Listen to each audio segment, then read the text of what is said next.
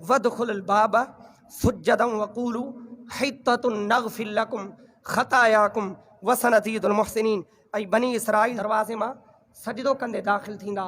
जंहिं वक़्तु सजदो कंदे दाख़िल थींदा पोइ चवंदा त असांजा गुनाह माफ़ थी विया। रब्बुल आलमीन फरमाए असां तव्हांजूं ख़ताऊं माफ़ करे छॾियूं। अल्लाहु अकबर। बनी इसराईल जा माण्हू हिकिड़े दरवाज़े मज़ा जेके हित्ततुन चइबो आहे, छा हित्ततुन नग़फ़िर लकुम, उन एतबार सां हुज़ूर सय्यद आलम सल्लल्लाहु तआला अलैहि वसल्लम फरमायो अना व अहलु बैती शजरतुन फिल जन्नति व अग़सानुहा फिद दुनिया फमन तमस्सक बिहा इत्तख़ज़ इला रब्बिही सबीला। मां ऐं मुंहिंजा अहल बैत जन्नत जो वण आहियूं, जन्नत जो वण आहियूं। वहीं उन जूं शाखूं पूरी दुनिया में फैलियल आहिनि। पूरी दुनिया में उन्हनि जो फैज़ जारी आहे। जेको उन्हनि सां तमस्सुक करे, यानी उन्हनि सां अक़ीदत ऐं मुहबत रखे, जेको उन्हनि जे नक्शे क़दम ते हले, उहो पंहिंजे रब जी तरफ़ खां रस्तो हासिल करे वेंदो, उहो जन्नत जो रस्तो हासिल करे वेंदो। त उन मक़ाम ते हुज़ूर सय्यद आलम सल्लल्लाहु तआला अलैहि वसल्लम मां हित्ततुन जे एतबार सां चई अर्ज़ु कयां थो। हज़रत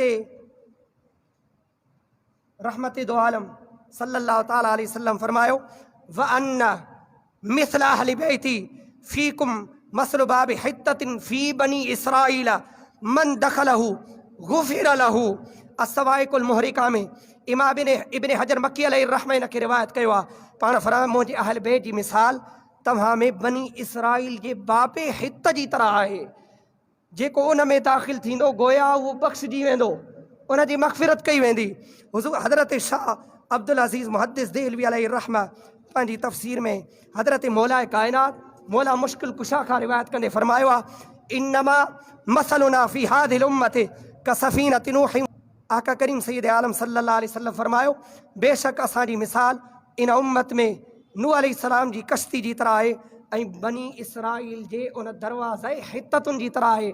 जहिड़ी तरह बनी इसराईल उन हित्तते दरवाज़े मां दाख़िल थी करे पंहिंजे गुनाहनि जी माफ़ी कराईंदा हुआ, त गोया आका करीम सय्यद आलम सल्लल्लाहु अलैहि वसल्लम फरमाए छॾियो ऐं जेको शख़्स हज़रत नूह अलैहिस्सलाम जे ज़माने में पंहिंजे पाण खे गरक थियण खां बचायो, हज़रत नूह अलैहिस्सलाम जी कश्ती में सवार थिए, जेको क़यामत ताईं मुंहिंजी उम्मत में जेको शख़्स हिन दुनिया में जन्नत हासिल करणु चाहे थो, आका करीम फरमायो अहल बैत सां पंहिंजी वाबस्तगी करे छॾे, अहल बैत सां निस्बत जोड़े छॾे, अहल बैत जो थी वञे, मां मुस्तफ़ा गारंटी ॾियां थो उहो शख़्स जन्नत में दाख़िल थी वेंदो।